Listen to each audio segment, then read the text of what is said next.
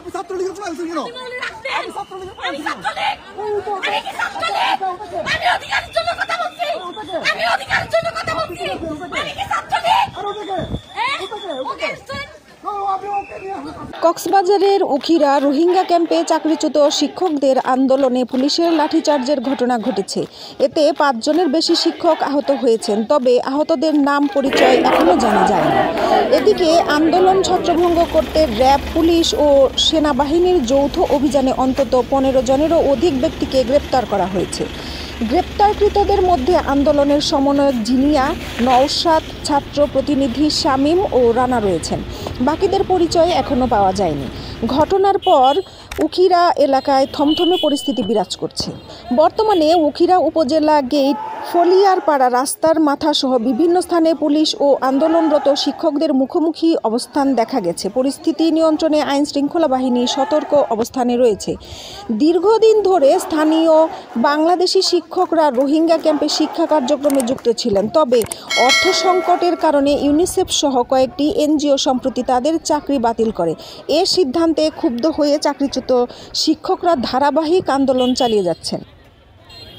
এর আগে গত 18 আগস্ট সকাল 6টা থেকে চাকরিচ্যুত শিক্ষকরা কক্সবাজার টেকনাফ মহাসড়কের শহীদ এটিএম জাফর আলম অংশে টানা 10 ঘণ্টা সড়ক অবরোধ করেন।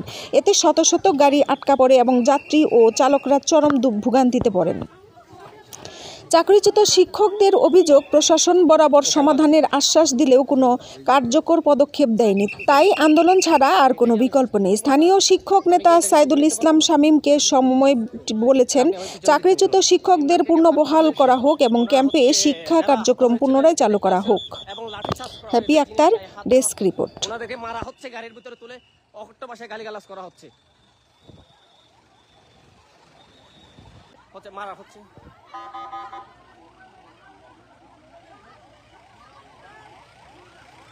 বৈষম্য বিরোধী ছাত্র আন্দোলনের প্রথম সারি নেতা জিনিয়াকে গ্রেপ্তার করা হয়েছে।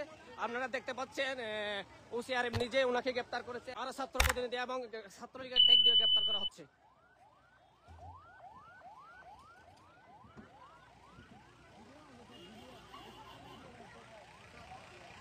ওনাকে জিনিয়াকে ছাত্রলীগ টেক দেওয়া হয়েছে, ওসি নিজে আপনার ভিডিওতে দেখতে পাচ্ছেন।